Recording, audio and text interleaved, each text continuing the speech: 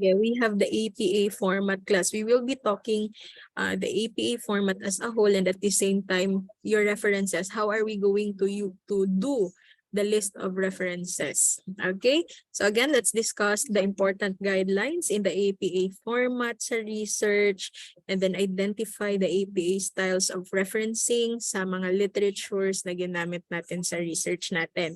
So by the way, when you say APA, that means American Psychological Association. And in this school, we will be using the 7th edition. So actually, this is an organization class ng mga psychologists in the United States. However, one of their thrust is they promote and they defend research. So they made format, okay, to guide us on how are we going to make research. Kaya ito na yung sinusunod natin, the format from the American Psychological Association. So, important APA format guidelines, na-mention ko na siya kanina, but let's repeat it para hindi nyo talaga makalimutan ha. Use size 12 for our font size, and then Times New Roman. The margins should be 1 inch, pero yung left side again is 1.5. Bakit? Kasi we will be doing hardbound, and mapuputol kasi yan pag 1 inch lang. Masasali yung part of the body of your paper. And then apply double spacing. You also have to use running head in every page except for the preliminaries. And then you have to indent every new paragraph. 1/2 inch ha yung indention natin. Baka masyadong malaki yung pag-indent ninyo. And then you have to use short bond paper in printing. Okay, so this should be a guide sa inyo. So si running head, and then you have the page number. Ito yung title, example, the research methodology. So yung content ng research methodology and the body of your paper is double spaced. And then ito, ano lang ito ha, sa paper kasi ito na hindi siya class na hardbound, kaya 1 inch lang siya dyan. Dito sa left side, dito sa left side, 1.5 yan siya. Yung 1 is yung taas, yung baba, and yung dito sa right side. And then indentation, all paragraphs should be indented, and that should be 1/2 inch. Okay, so please follow that. We are talking about technicalities sa paper natin. So you have here a short title of the paper. We call that the running head. So again, it's like a shortcut or a summary of your research title. So it's not longer than 50 characters.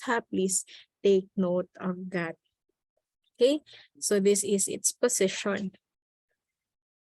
Nasa mga pages yun siya except sa preliminaries, yung sa mga title page, table of contents, walang running head doon. Okay, nasa taas yan siya. So, let's talk about the headings. Yung mga headings natin sa paper natin, sample, introduction, methodology, paano ba natin sila isusulat? Headings ang tawag natin ha. Meron tayong sinusunod class. Ang heading 1, ginagamit natin ito for major sections in our paper. Okay? How are we going to write them? Centered, bold, and then title case, capitalization. So ano ba yung mga sumusunod sa heading 1? Siyempre yung mga major sections like the introduction, methodology, references, results, and discussion. Yun, mga sections in the paper that will follow heading 1 na level. Paano nga siya? Dapat nasa center, naka-bold, and then title case capitalization. Ano sabi ko sa title capitalization? Capitalize the first, last, and principal words. Okay, so ganito. Yung mga major words natin dyan, nakakapital yung kanilang first letter. Now, si heading 2, we have here left aligned, bold, and then title case, capitalization. Bigyan nga natin ng example para ma-picture out ninyo siya. Wait lang ha, balik tayo dito. So class, ito yung sinasabi ko. The introduction class is heading level 1. So only the first letter of the word. Heading level 1 yan siya. Now take note of this. Statement of the problem. Null hypothesis. Ito yung sumusunod class sa heading level 2. Sabi, it should be left aligned, naka-bold, and ano nga yun? Balikan natin yung ating PPT.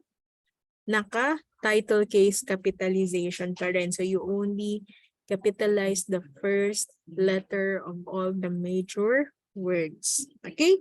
So paano yung heading 3? Si heading 3, i-indent na natin, naka-bold, and then sentence case capitalization and a final period. Ang kaibahan nila ng heading 4, ito naka-italicize. Okay? Naka-italicize. Ito naka-bold lang. Ito naka-italics na.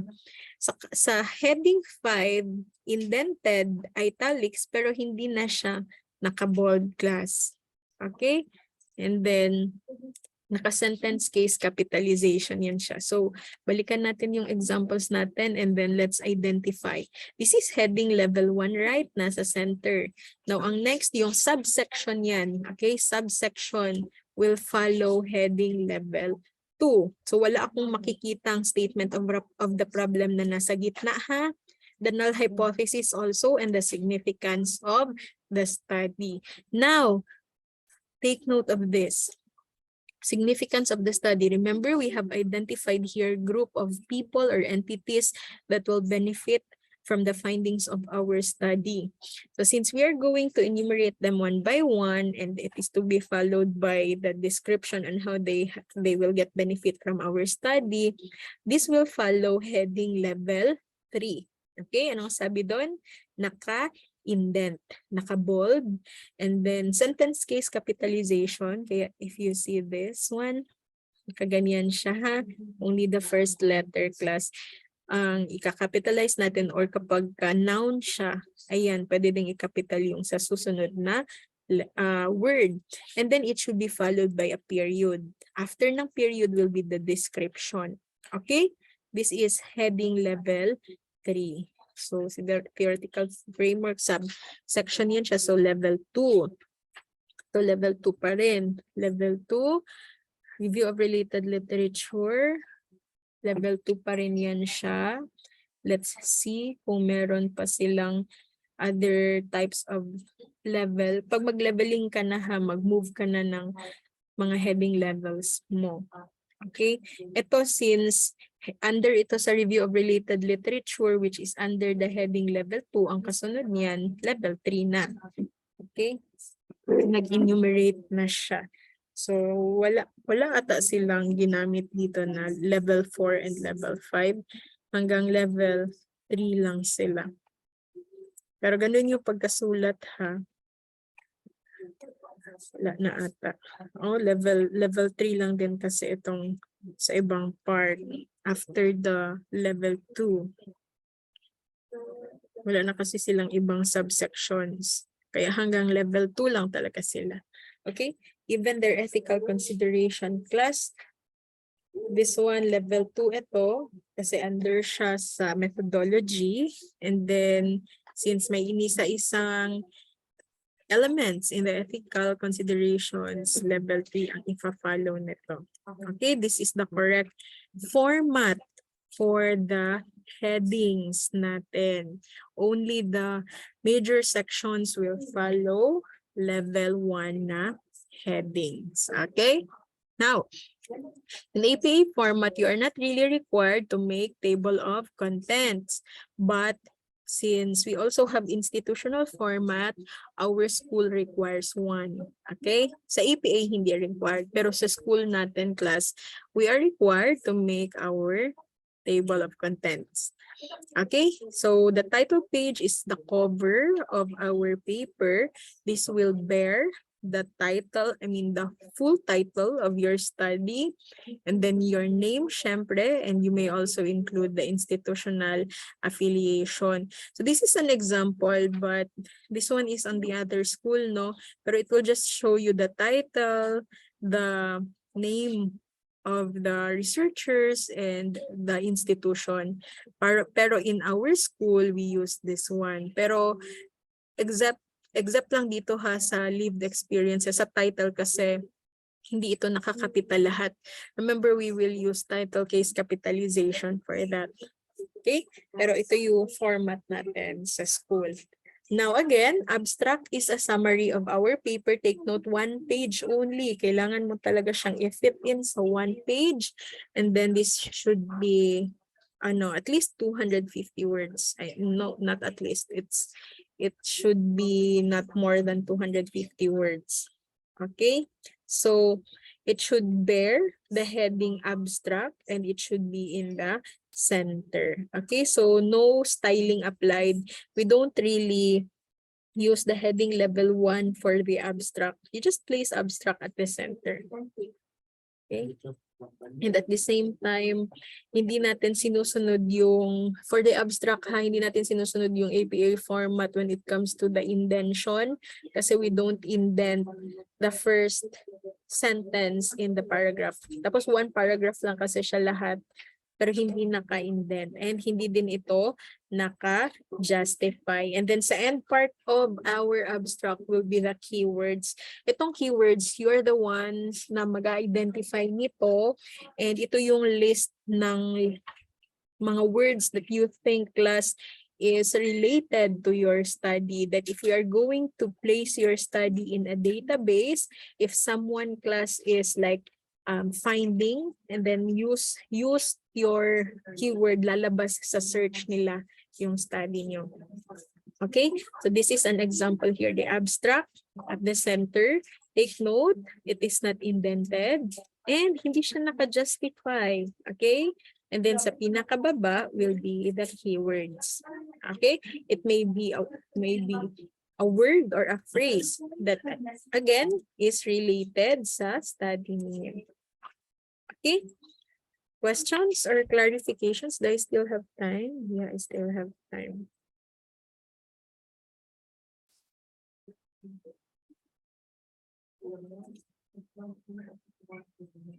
Okay, so we have here the reference page or the APA reference page. Tinatawag din natin itong reference list.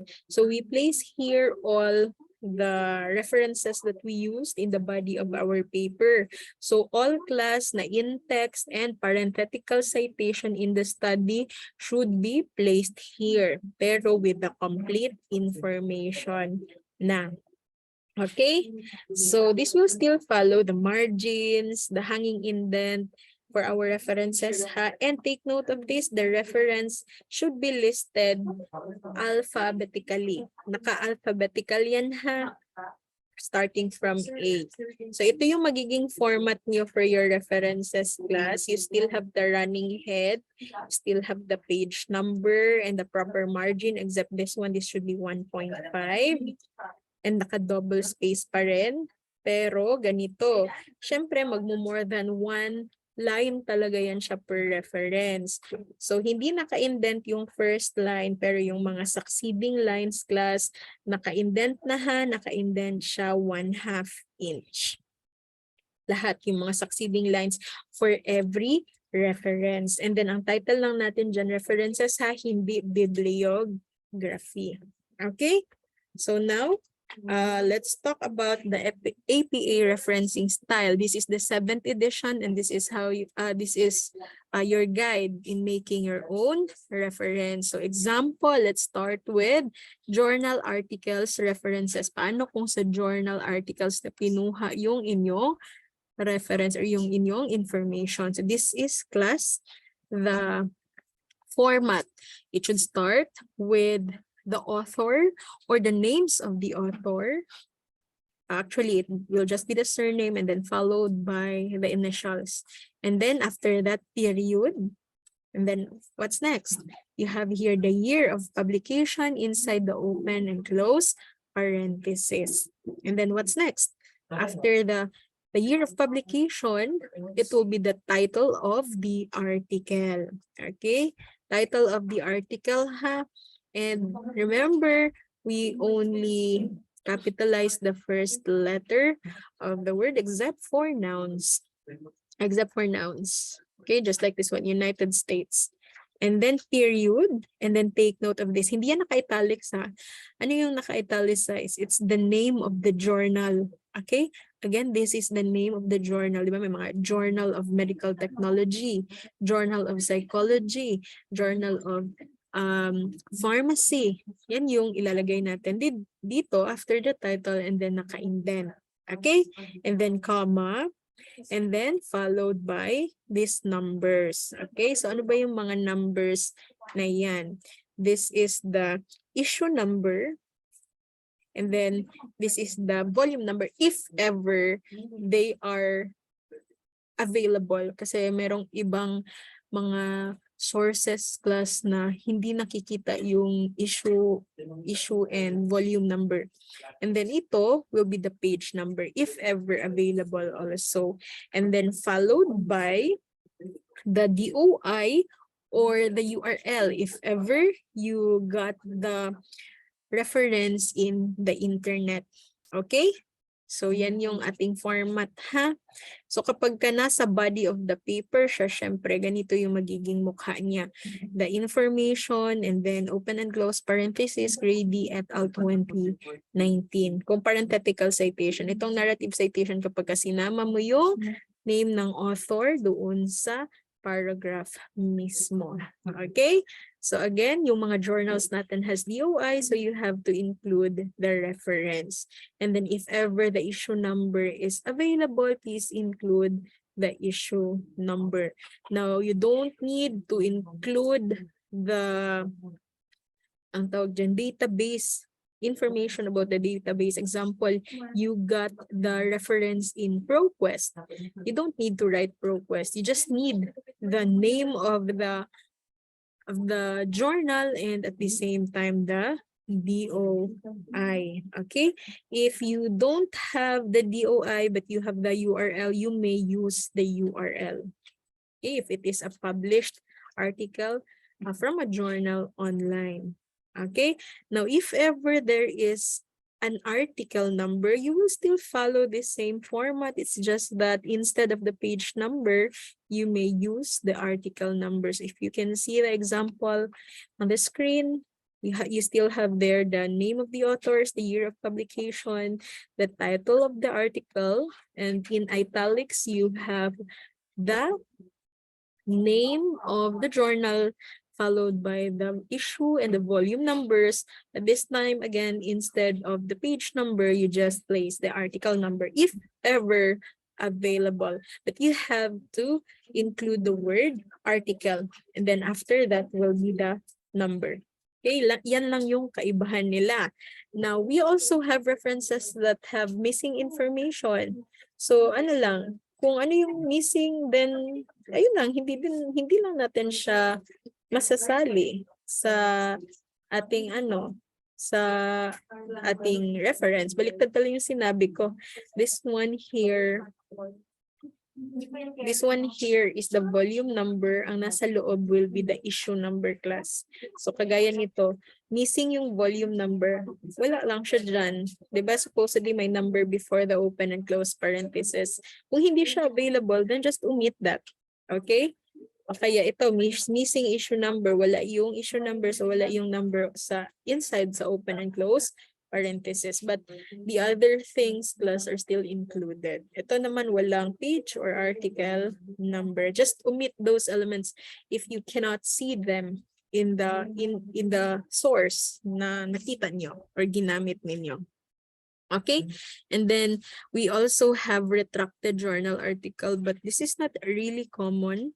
When you say retracted, may date sila na ni-retract. Okay, merong original na publication. So yan yung isusulat nyo dyan, yung original one. So you still have the name, the year of publication, the title, the name of the journal, and all the other numbers like the volume and the issue numbers, the page numbers, and even the DOI. But you have to include the date of the retraction. So kung kailan siya ni-retract, just like this, retraction published 2012, and then kung saan, anong journal siya ni-retract. So ito the same journal kasi ang ginamit, and the volume, issue, and page numbers. Okay, this is just for retracted journal article, pero this is very seldom class. Okay, now next, aside sa journal, we also have magazine articles. Okay, so how do we cite them in the references? Okay, so this is how it looks like. You still have syempre the name or the names of the author, but take note, what is different here? It's not just the year of publication. You really have to include the exact date. If it is coming from a magazine, as you can see there, you have 2009, June 15. And then, after that, what follows? We have the title of the article. Title yan ng article after that. And then after sa title ng article, in italics again, this time, it's the name of the magazine. Okay, followed by a comma, and then you have the issue number and the volume number, and then the page number. Okay. Sige. If the magazine class is published online, you may include details about the DOI, or if the DOI is not available, then you may use the URL. Okay? So ano nga ito? The name, the exact date of publication, the title of the article, the name of the magazine, and the issue numbers, volume numbers, and even page numbers if available, and then the DOI or the URL. Sa exam, pinapasulat ko talaga ito sa inyo class. Nagbibigay ako sa exam ng itong mga information na ito, and then pinapa-arrange ko sa inyo, and talagang ipapagawa ko sa inyo yung whole reference, kung paano siya i-arrange. Okay? Sige. So yun na yun Ito lang, yung sa nag-explain ko na yung mga dapat i-include. Still, the database information is not to be included there. Yung kung kinuha mo siya sa ProQuest, for example, hindi mo na kailangan yung ProQuest. Ilagay dyan. Okay? Now, how about articles from the newspaper, if ever you got one, So you have here still the name or names of the author pag marami. And then just like the magazine, it's the exact date of publication. And then actually paulit-ulit lang naman yung format nila. It is to be followed by the title of the news. And then the name of the newspaper in italics. And if every class, the newspaper is published online, meron silang website, then you may include that one also. Okay? So that's how you do it for the references you got from a newspaper. Okay? Now, how about blog post? If lang merong mga blogs class that you think is relevant and at the same time credible, and then you use them in your paper, this is how you're going to make your reference. We have here still the name or names of the author. Ito exact pa rin, exact date of publication. And we have here the title of the article, period. And then you have here in italics na naman the name of the blog. Syempre merong mga names yan, kagaya ng mga websites, and kagaya ng mga newspaper, magazines, meron pa ring name yung blog post. So yun yung isusulat nyo in italics. And syempre, since this is from the internet, you have to include the URL. Okay? So idugtong nyo lang siya dyan. Period, yung mostly magiging parang form na ihiwalay yung mga information na yan. Okay, now I believe you have lots of information coming from your books, especially if your study is experimental by nature. Your experimental procedures, I hope, are coming from your professional na mga books or textbooks. Okay, so if it is a whole authored book, then you have here the name of the author, this time, it's only the year of publication. It's not the exact date. And then take note of this. Ano yung naka-italics? Ito yung nakaiba ha. Kasi sa book, ang title ng book yung naka-italics. And then after the title of the book, if it has editions, you have to be clear with what edition are you using. And then, ano itong American Psychological Association? This is the name of the publisher. Okay? After the title and the edition will be the name of the publisher. And then if the book class is merong DOI na available or URL, kasi it is published online also, you may include one also. But if ever it's really a physical book, no, then wala na ito. Hanggang dito ka na lang sa publisher. So, hindi na natin ini-include yung location ng publisher dito sa 7th edition. Talagang name lang ng publisher class. Okay? That's for the books. Okay? Or if ever naman it's a book pero it's only edited. I mean, there is someone na nag-edit ng book and then merong new edition na nalabas and then yun yung inyong ginamit. So, ang mangyayari niyan, you will have your name of the editor. Okay? Not the name of the author already kasi edited book na yung ginamit mo. So, ilagay mo after his or her name, the abbreviation ed meaning editor. And then, yung ibang parts pareho na with the whole authored book na naka-italics yung name ng book and then followed by the name of the publisher. And if ever may available na DOI or URL, you may include that also. Okay, ed for one editor ha, and then eds if ever you have multiple editors, just like this one. Okay, and then republished book with an editor.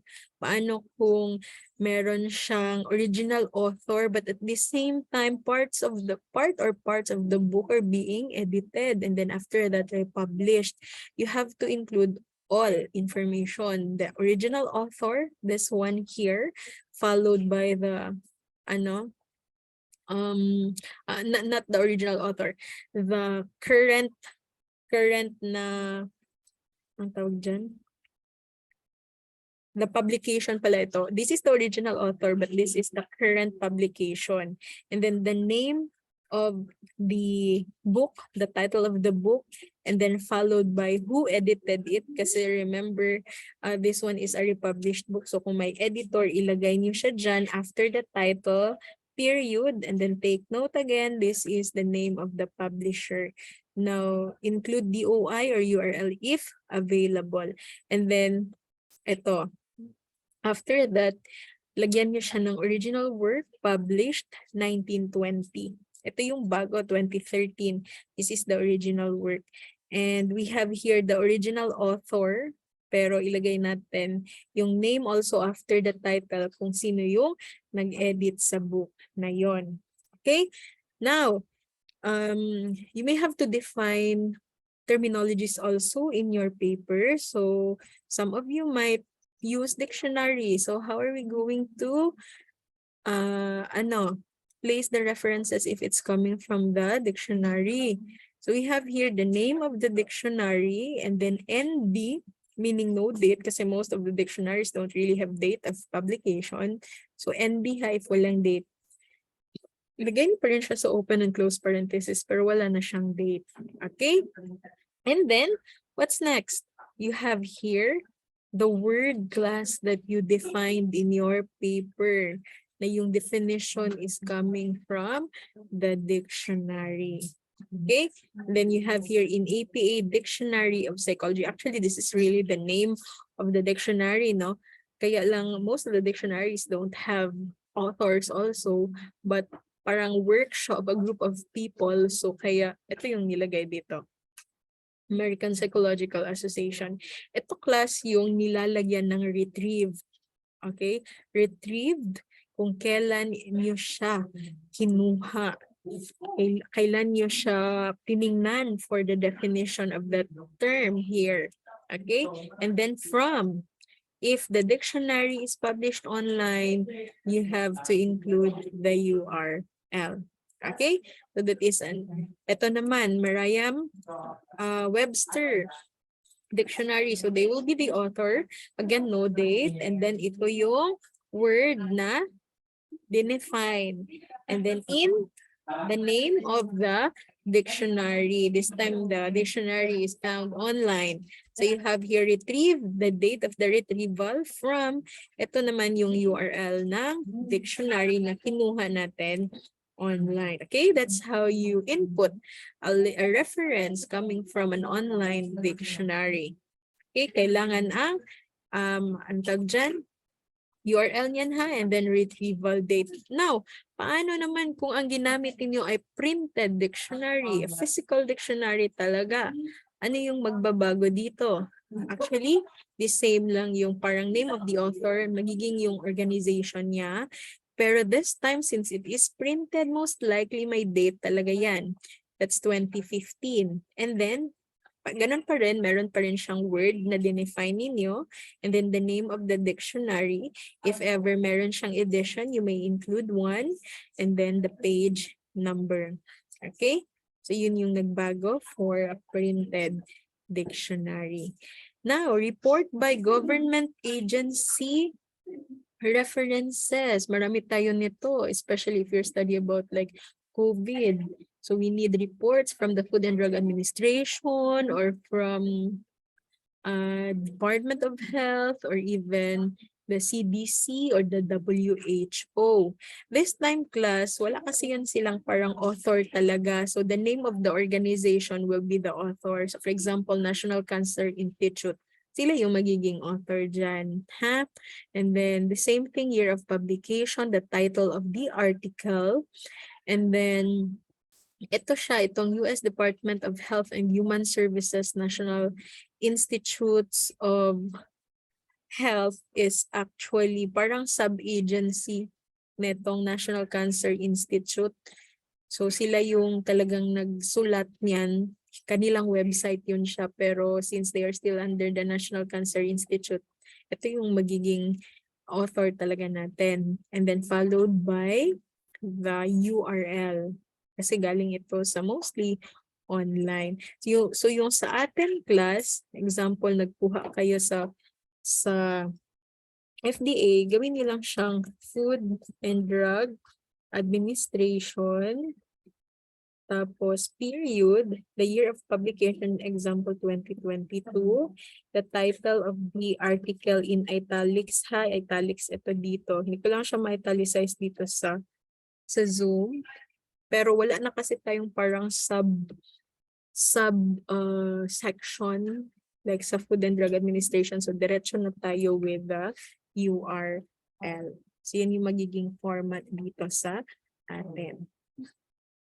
Okay? So published dissertation or thesis. Marami kayo nito class sa research ninyo. So, ano mangyayari dyan? We have here the name of the researcher, the year of the publication, and take note of this. Ang title ng thesis or ng dissertation in italics. And class, if it is a it is a published paper to any journal, you have to include the publication number. After the publication number, in a bracket, you have to specify whether it is a doctoral dissertation or a masteral na thesis or an undergraduate na thesis. Tapos, comma, the name of the institution. Okay? Na kung galing siya sa ProQuest, ilagay niyo siya ProQuest dyan. Pero pag hindi, like, pwede din URL. So just like this one, itong dalawang nasa baba, URL ang kanilang ginamit. Okay? So that is for the published thesis ha. Lagyan nyo talaga ng word na published. I mean, lagyan nyo talaga ng publication number. Okay? Ano kaibahan nila pag unpublished yung thesis or dissertation, kagaya ng mga thesis natin na nasa library, they are all considered unpublished, hindi sila nalagay sa journal. So ano yung magiging format? still have the name of the researcher, the year of publication, and then still the title of the thesis in italics. But you have to really specify that this is an unpublished either doctoral dissertation or masteral or undergraduate thesis. And then period, and then to be followed by the name of institution. Kung sa doctors yan, so the whole name of GSD and SFI. So that's it for the APA format. I'll give you a copy of this. So as you make your reference list, ma-adjust nyo na yung format niya and alam nyo na kung ano yung mga information that you need to secure para makompleto yung inyong reference. Okay?